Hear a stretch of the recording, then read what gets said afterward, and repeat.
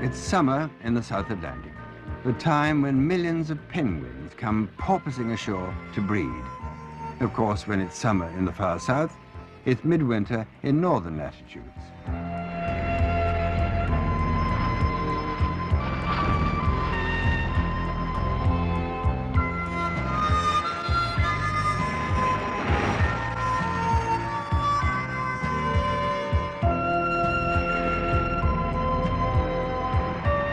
It's September when the first parties of penguins come battling through the breakers. Encased in their thick blubber, they're proof against waves that would smash a man to pieces within minutes.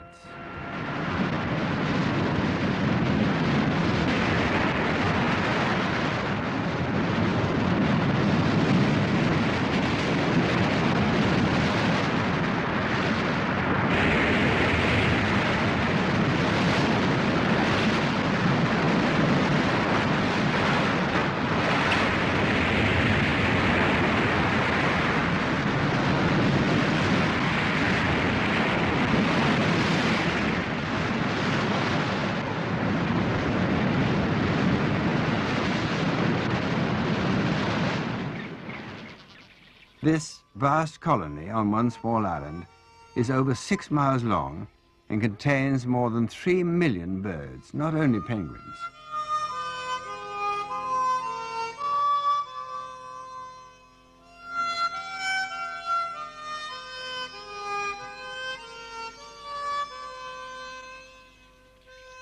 The penguins share the site with at least 200,000 black-browed albatrosses, as well as several thousand rock and king shags.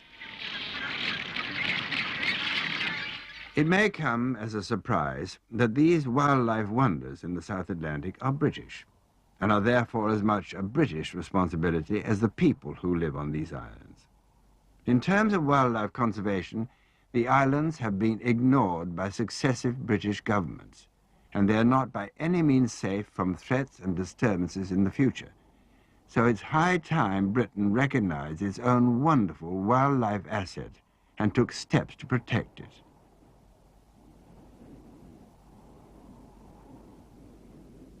The Falklands lie 300 miles off the coast of South America, in the South Atlantic.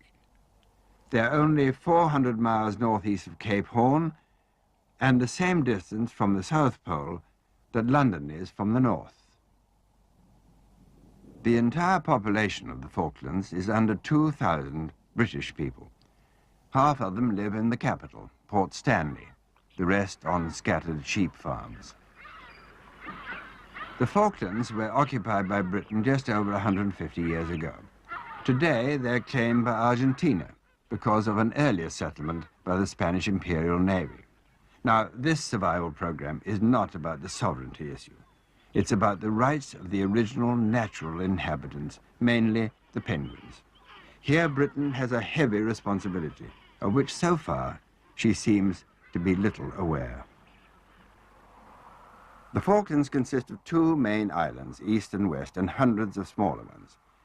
It was on 2 of these, on New Island and Steeple Jason, that our team filmed the story of Penguin Island.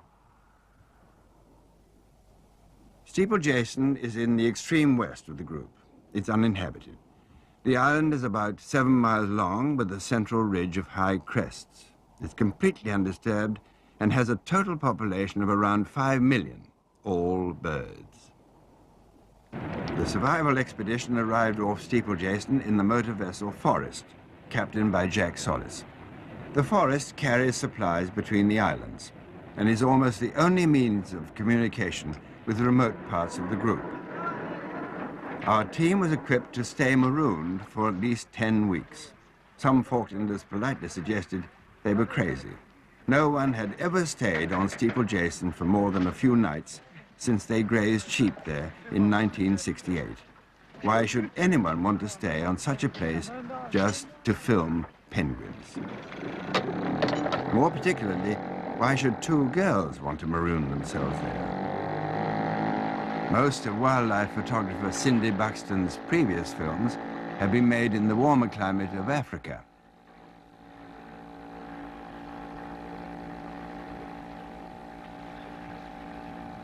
Her assistant was her friend Annie Price.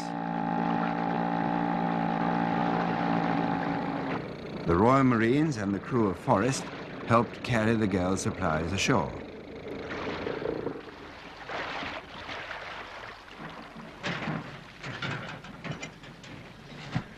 Then they set off for what was to be their home for the next 10 weeks.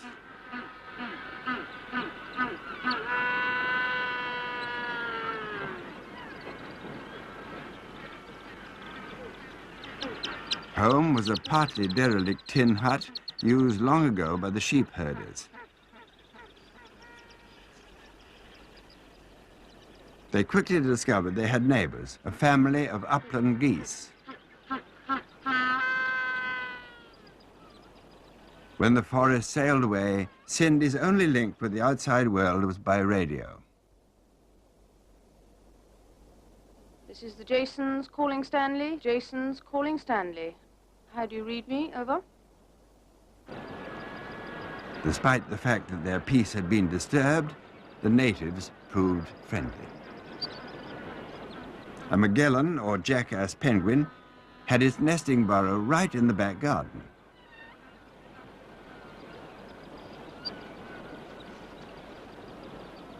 Driftwood provided all the fuel needed for cooking and for heating the bath water. Fresh water was never any problem. It rains even more here than it does in Britain.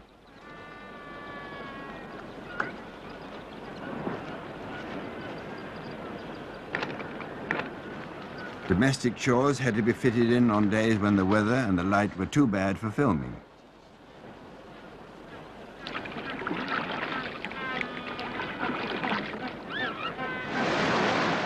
There are 4 species of penguins in the Falklands: kings, Magellans, gentoos, and rockhoppers. Gentoos and rockhoppers are far the most numerous, so they are the stars of this story.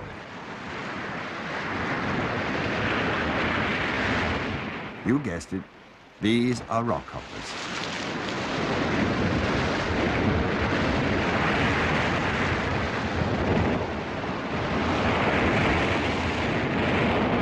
Each jump, with feet close together, takes a rockhopper about 1 foot forward.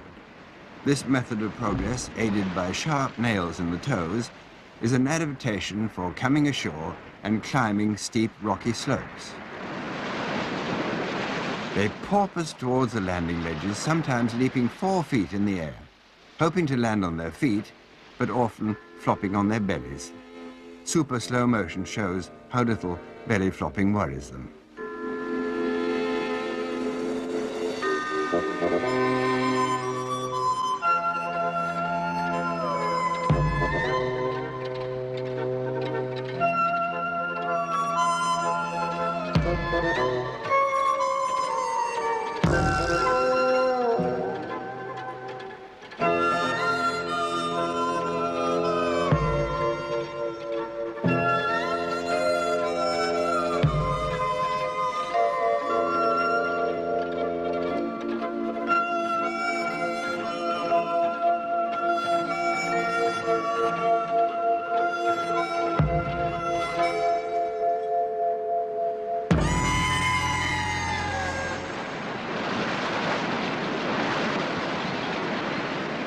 Rockhoppers nest on top of the cliffs in areas unused by other penguin species. So their ability to ascend and descend rugged gullies and rocky paths gives them an advantage. Once they reach the top, they have the nesting site to themselves, at least as far as other penguins are concerned. High up, they're also safe from raiding seals. Rockhoppers are the noisiest of the penguin species, especially at the start of the nesting season.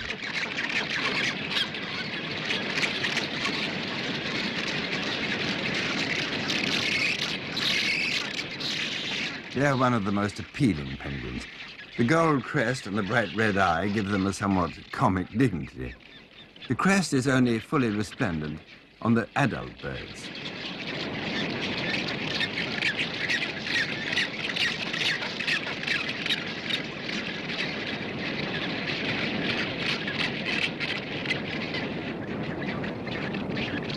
Many of the colonies are shared by other seabirds. King shags sometimes nest side by side with the rockhoppers, but they tend largely to keep to their own areas. Their courtship is far quieter and more subtle than the penguins. The rockhoppers' most numerous neighbors are the black-browed albatrosses. Albatross courtship has a gentle, almost tender quality, unusual among birds. The Gentoo penguins make their landfall at much the same time, though their lifestyle is different. They not only choose shelving sandy beaches to come ashore, but they use quite different nesting sites to which they waddle rather than hop. After all, there's not much advantage in hopping over level ground. The distinguishing mark of the Gentoo is that white headscarf. No one is sure, but Gentoo may come from the Spanish word Juanitos, meaning little man. Like the rockhoppers, they nest in much the same site year after year. The long march to the colony is always orderly, determined and unhurried. Within 10 days of the first party's landing, the colony is full. Nest building with penguins is largely a ritual affair. In the Gentoo's case, it's sometimes a matter of balancing small stones.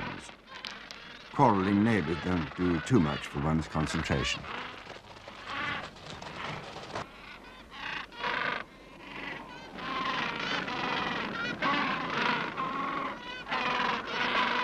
The love song of the Gentoo, indeed of any penguin, is a raucous bray.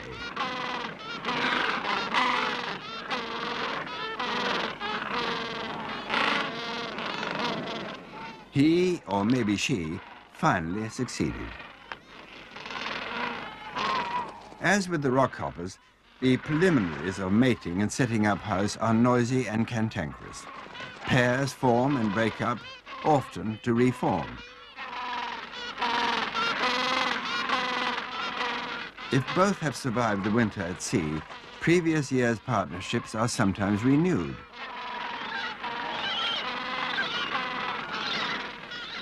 At last, the females settle down to brood their eggs.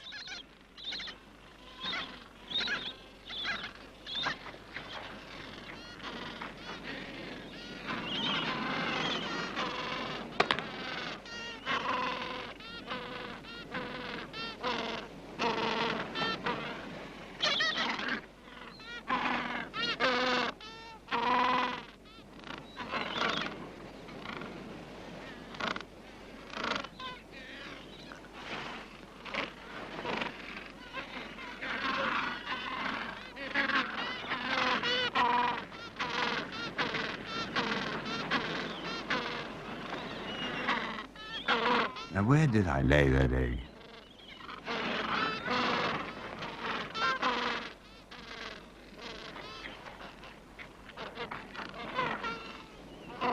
Aha, there we are.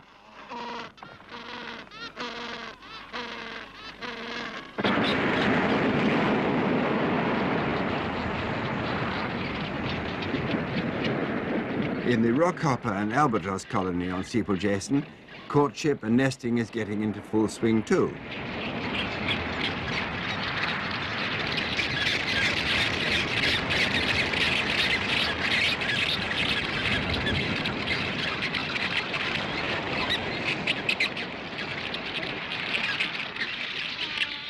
Rockhoppers lay 2 eggs.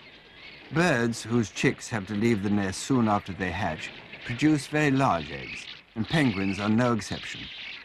The egg has to be big to contain all the nourishment a precocious chick needs. Outsize eggs take an awful lot of laying.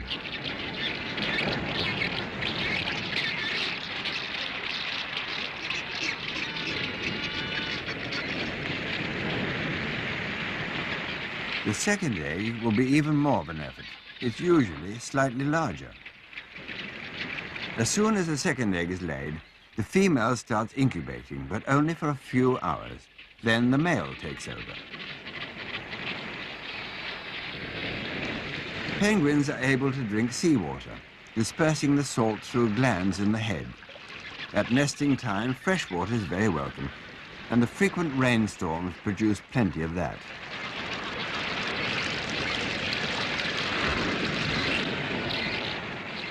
This is not a freak clutch. Some female has laid that extra egg in the wrong nest.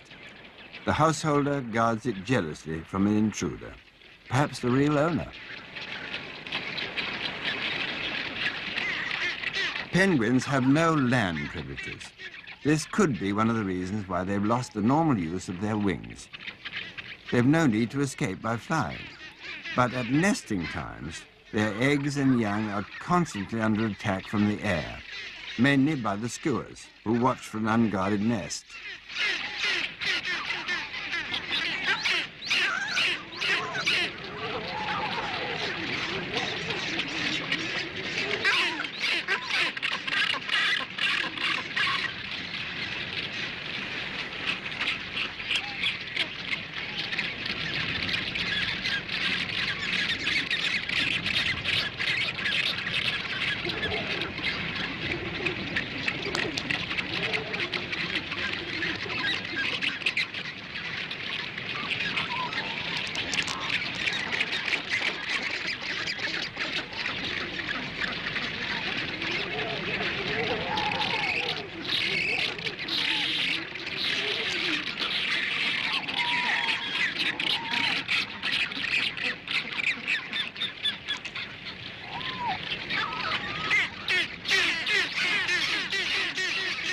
Most nesting colonies face two main dangers. First, attacked by bird predators. Second, really bad weather. The penguins have to cope with both, but the weather hardly worries them at all. Adult penguins are proof against the worst the Falklands can throw at them, and something particularly nasty is at this moment rolling in from the Southern Ocean.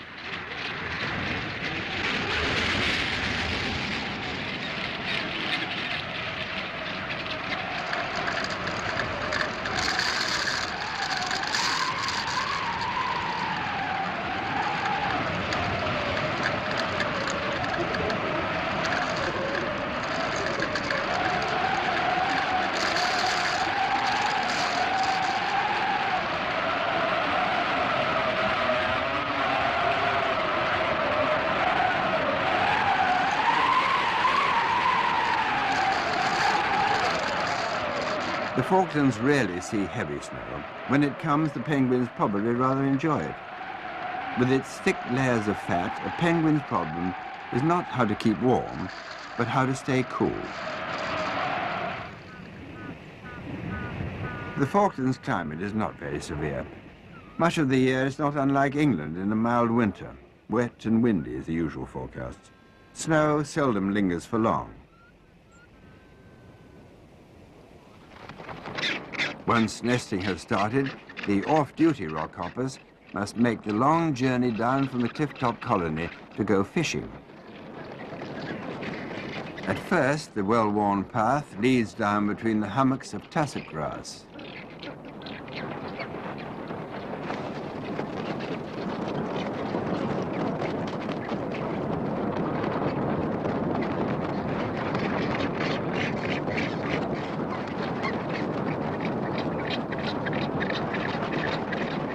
Once the tussock has been negotiated, the rock hopping starts.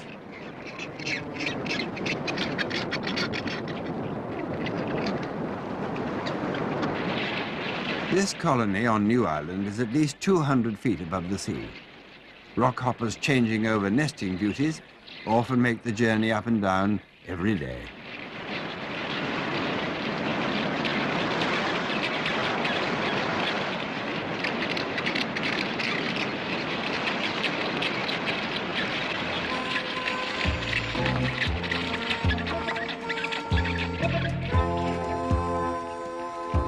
The steepest points along the trail, the rocks bear the scars of maybe thousands of years of penguins' progress. The grooves are made by the rockhopper's sharp nails.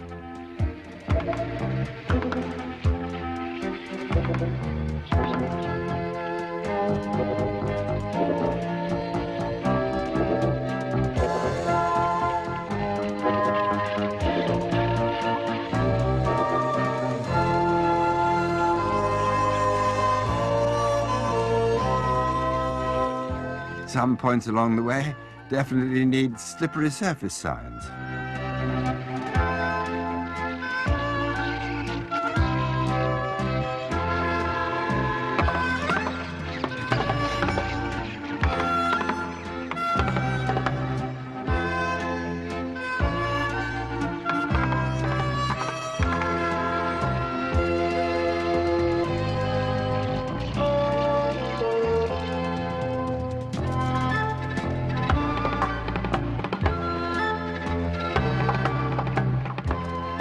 The trail has been blazed by countless generations of rockhoppers.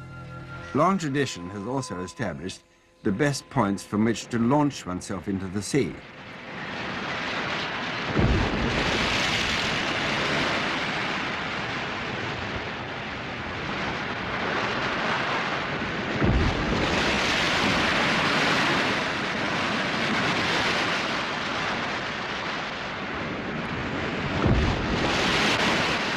The trick is to judge when the wave reaches its highest point.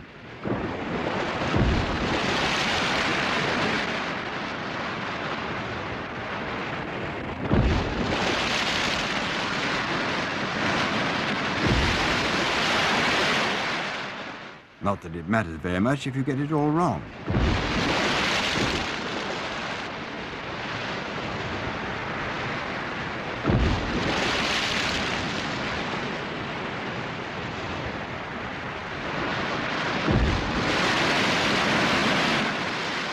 Can't help feeling that for the rockhoppers, it's all a bit of a game.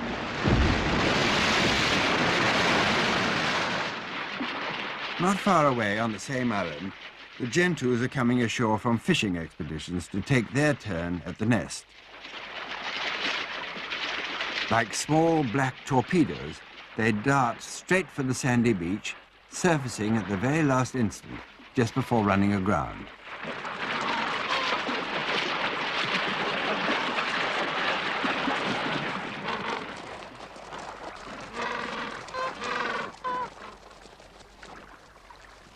The first party begins its long walk to the colony, while more and more come porpoising in behind. Porpoising not only enables the penguins to breathe, it probably confuses the predatory seals.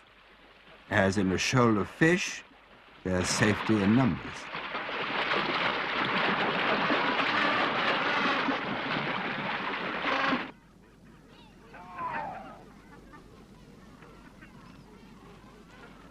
The touching thing about penguins is how completely trusting they are once they're ashore.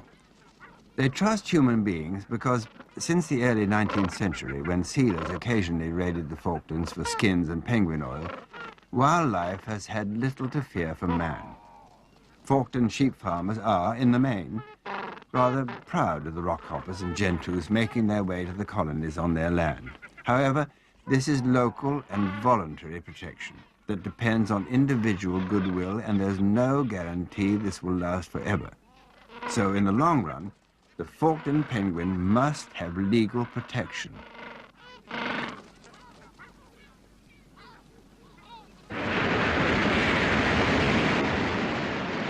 For the rockhoppers, low tide produces some landing problems.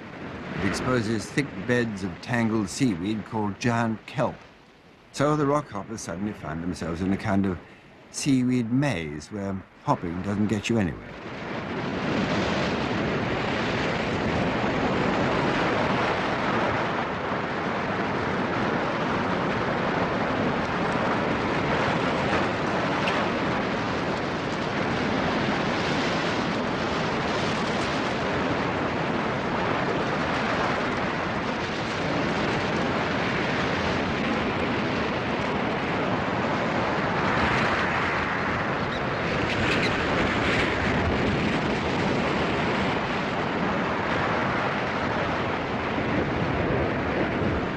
Cunning ones wait for a big wave to bring them within range of a sloping rock ledge.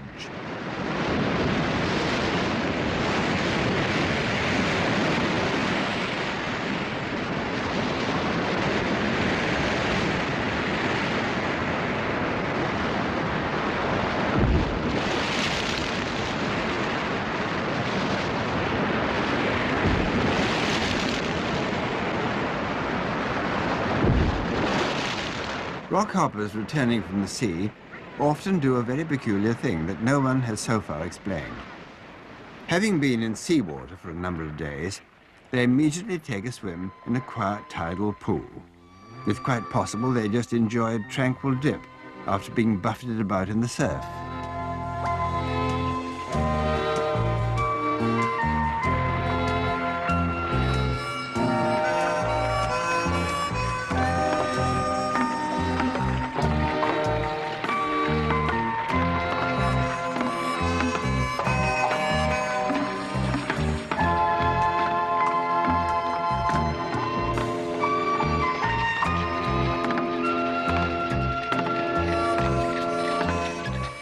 After the bathe, they take a brief rest on the flat shelves around the landing area, particularly on a sunny day.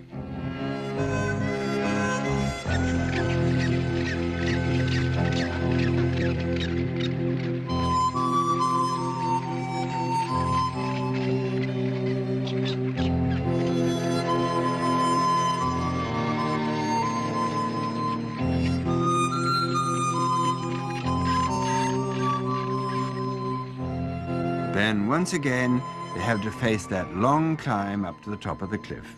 Some colonies are as much as 500 feet above the sea.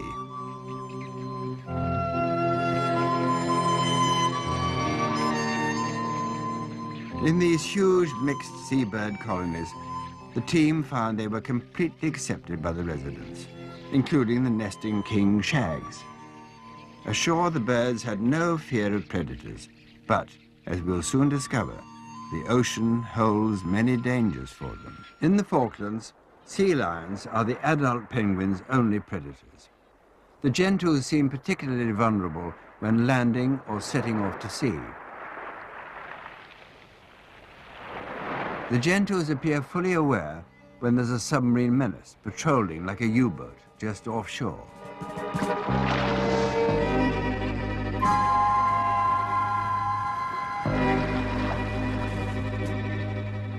They move further up the beach. They simply have to go to sea to feed themselves.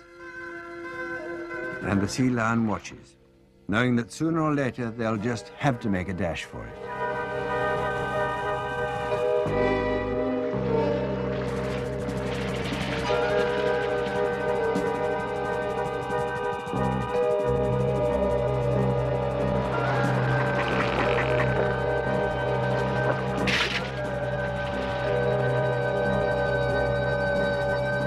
The target is usually a penguin returning to shore, perhaps because it's tired and therefore slower.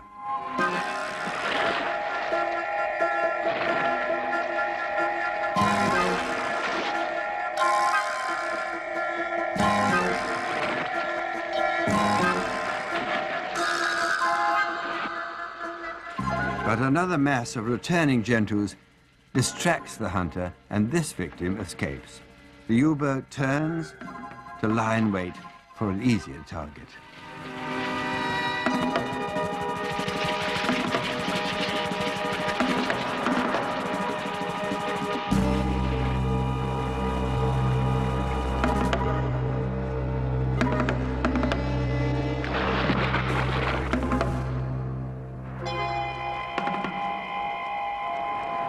The sea lion, the hunters are invariably bulls, doesn't have long to wait.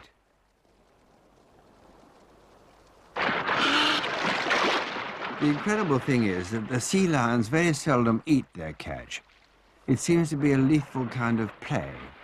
The only winners are the giant petrels who hang around immediately they spot a sea lion hunting. That oil slick, amazingly, is the product of one dismembered penguin. The action of both killer and victim is so fast and so fluid that it can only be captured in super slow motion.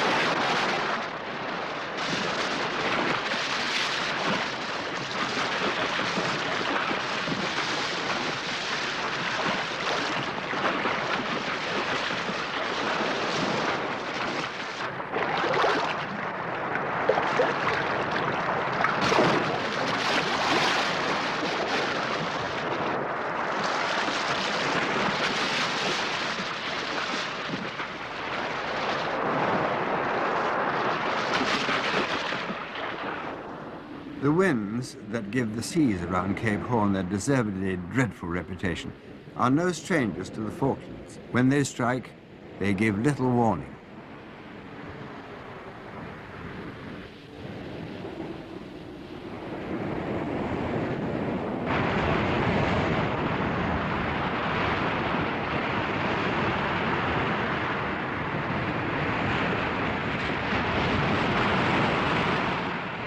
So what does a penguin do in a force 10 gale?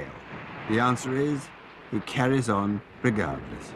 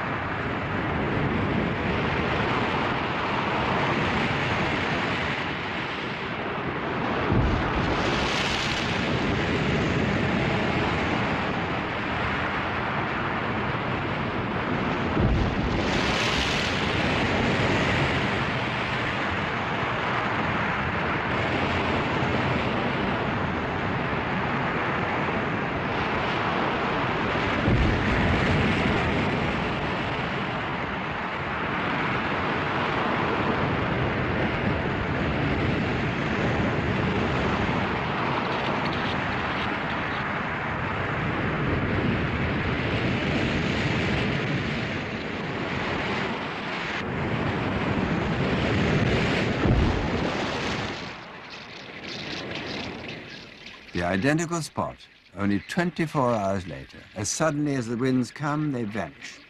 The penguins take it all in their rock-hopping stride.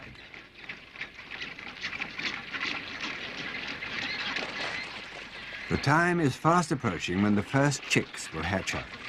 At that moment, it's usually the males who are brooding the eggs. So these sleek, well-fed penguins returning with full bellies from the sea are most likely to be females.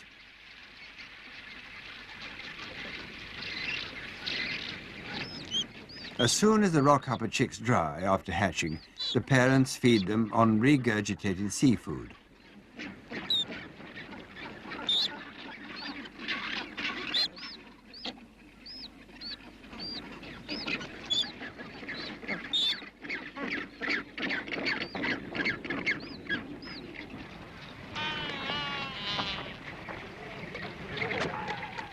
In one part of the colony, the black-browed albatrosses easily outnumber the rockhoppers.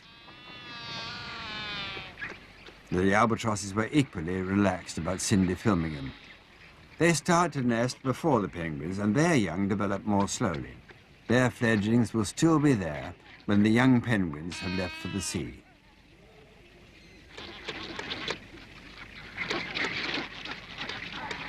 In their cone-shaped mud nests, the albatrosses have a less exacting task than the rockhopper parents. They only lay one egg. Their single chick is less vocal and demanding than the young penguins. In feeling sorry for their victims, we mustn't forget that the predators have young to feed too. Under this rocky overhang, a striated caracara, or Johnny Rook, is nesting. Prey and plenty of it is what a caracara needs to feed his own family. Young penguins fill the bill very nicely.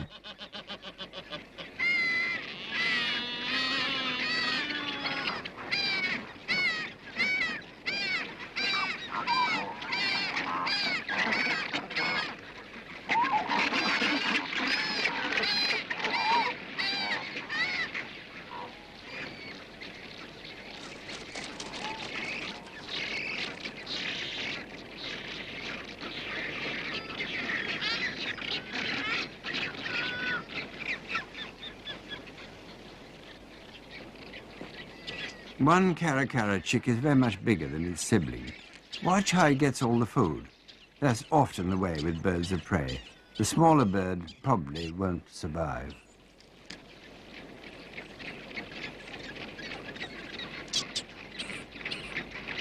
Those relentless and successful nest robbers, the skuas, have families to feed too. Eggs are off the menu now, but chicks are very much on.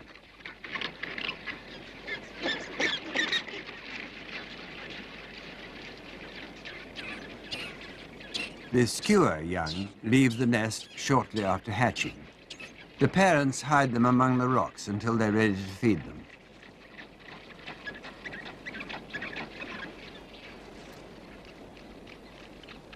Watch how this chick is made to work for its meal.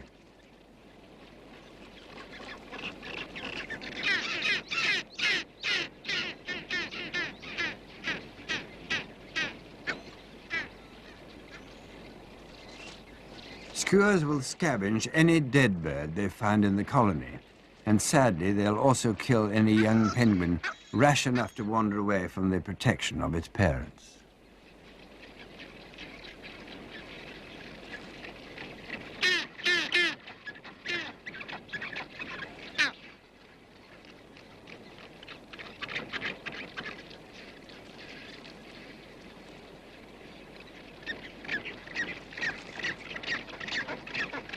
These skua young have spotted their parents' kill. One advances confidently while the other, who may have hatched a day or two later, hides uncertainly.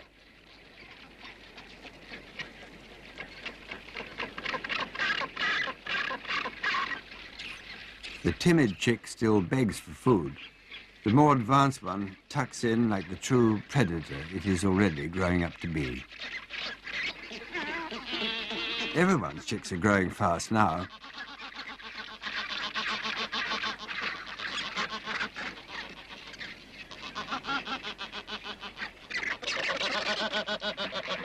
Throughout the whole huge mixed colony, young of all ages must be continuously fed. King shag, black-browed albatross,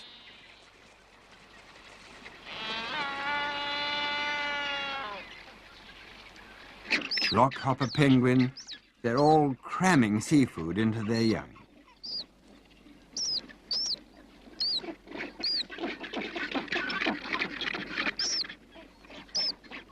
In this nest, the situation is rapidly getting out of control, with the chick as big as its parent.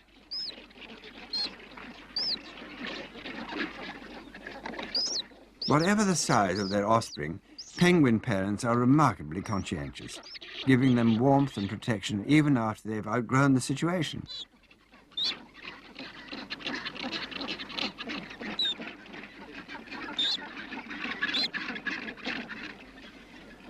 As the chicks develop a sense of balance, they creep out from under their parents and stand beside them. They're so full of food, they look like little beach balls.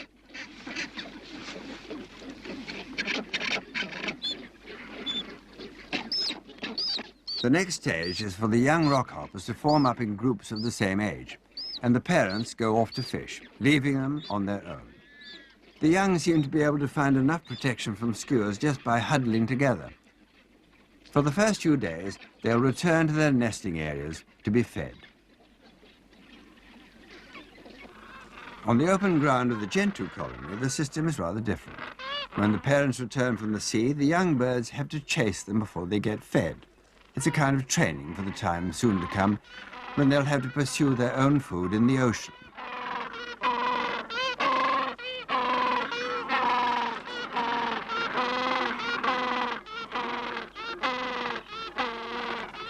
Feeding chases are an important stage of their education, though they do look extremely comic to human eyes, especially when seen in slowed-up action.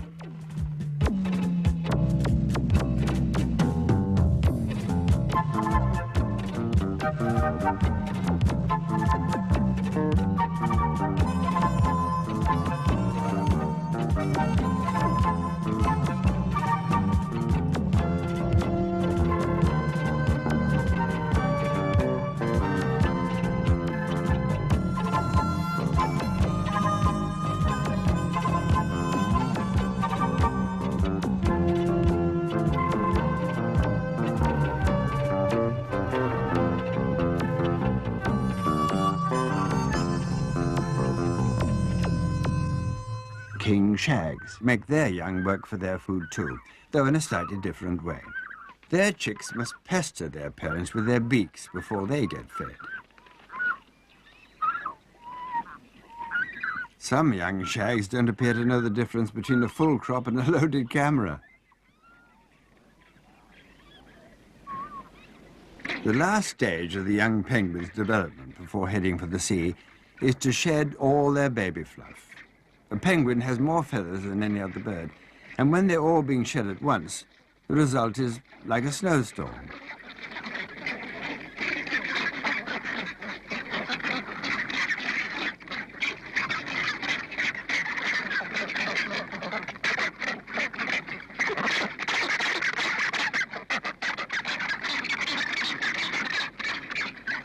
Even those flipper-like wings are covered with feathers, though they look more like small scales.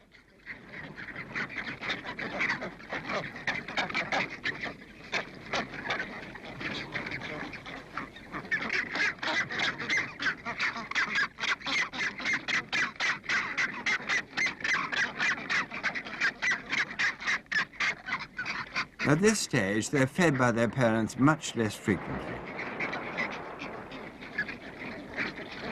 They're beginning to resemble the adults. The golden eyebrows are developing nicely, but they won't come to their full glory for at least a year.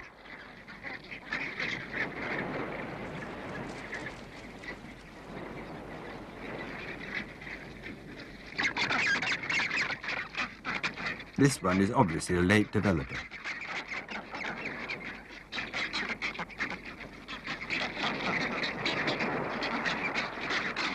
Now, when Cindy walked through the colony, the young penguins were slightly apprehensive, but even so, they gave no sign of panic.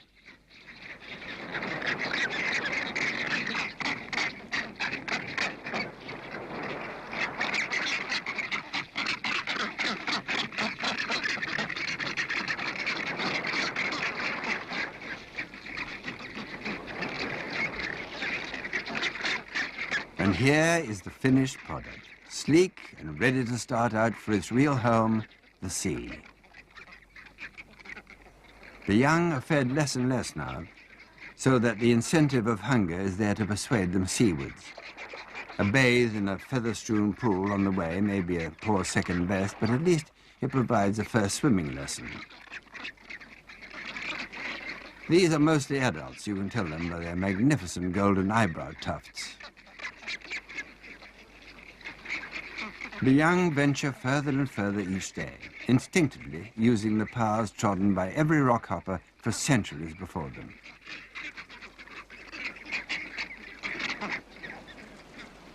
An adult is leading this party.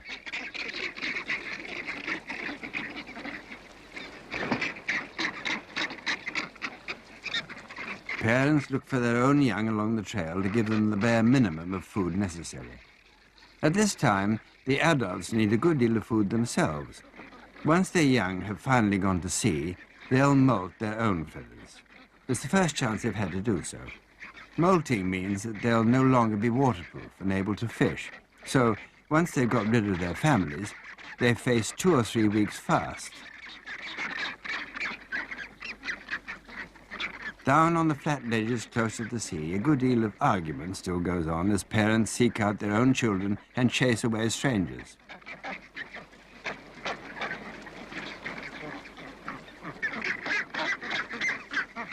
Newly fledged shags look surprised to find themselves in such a quarrelsome gathering.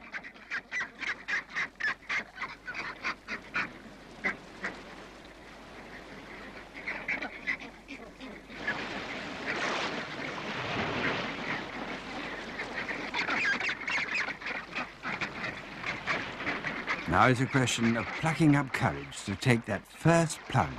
Some of the shags have already made it.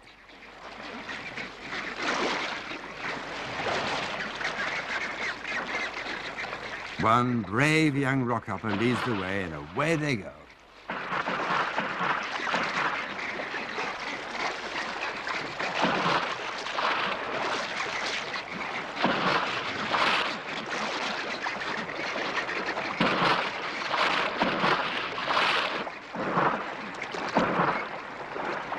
On the cliff top, the colony is now empty of rockhoppers.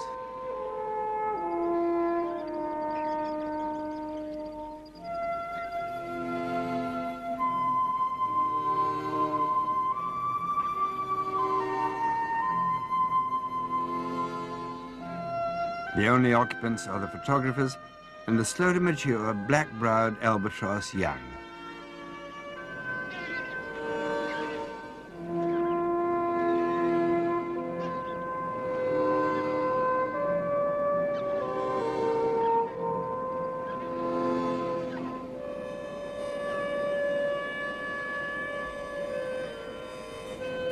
What swimming is to penguins, soaring is to an albatross.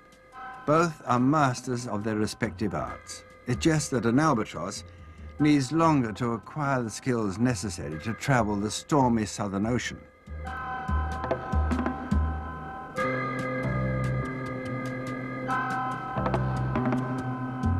Parents still feed the fully fledged young even while they're taking their final flying lessons without actually leaving the ground.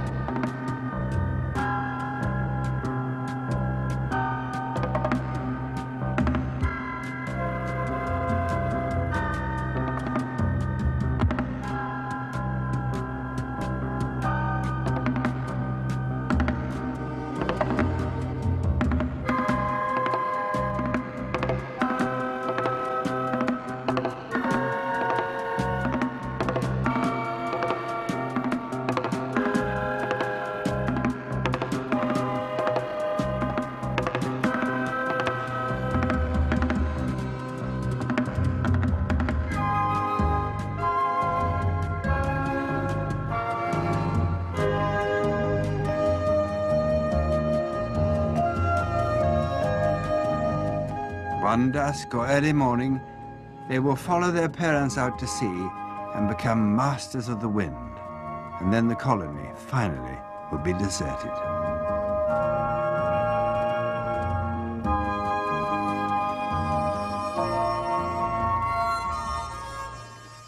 The last young rockhoppers to molt make their way to the sea's edge.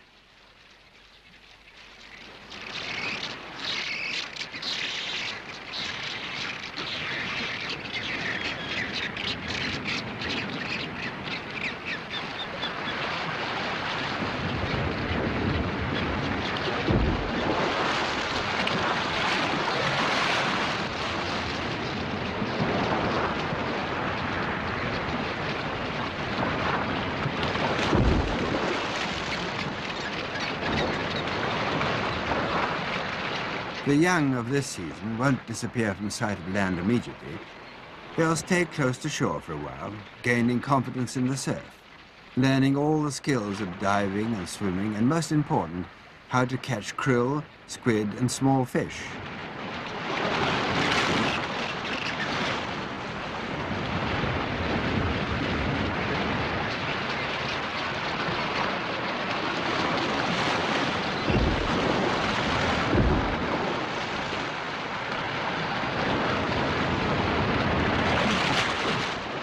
You can almost share the joy that a young penguin feels on first contact with the ocean.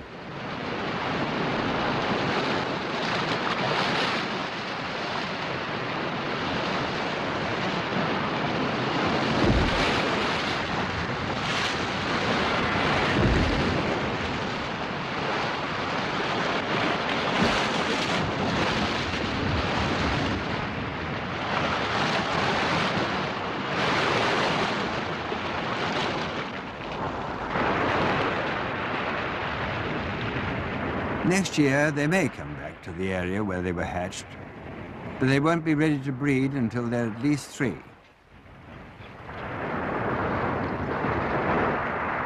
One or 2 bold ones may climb the rocky path and approach the colony out of curiosity, but they won't dare to enter.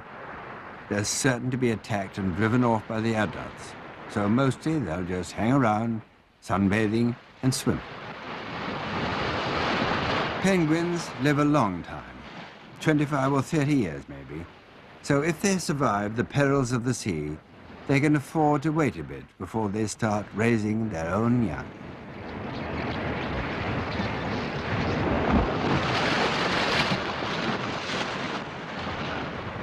We've talked about threats to future generations of Falkland penguins. Well, what are they?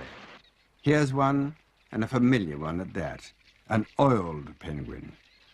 There's a strong chance that oil will be found between the Falklands and South America. If so, then oil spills present a terrible threat to the penguins. Again, most countries have declared 200-mile fishing limits. There is still only a 3-mile limit around the Falklands. Outside this, foreign trawlers are already sweeping up the abundant fish with unknown long-term effects for the penguins. The threats, we admit, are in the future. But environmental threats have a nasty habit of moving overnight into the present. Might not Britain make the world aware of the importance of the Falklands and our penguins by declaring the Bird Islands a national park? At present, Britain doesn't possess a national park worthy of the name. Here is a supreme opportunity to protect the one natural paradise that we, in Britain, are still responsible for.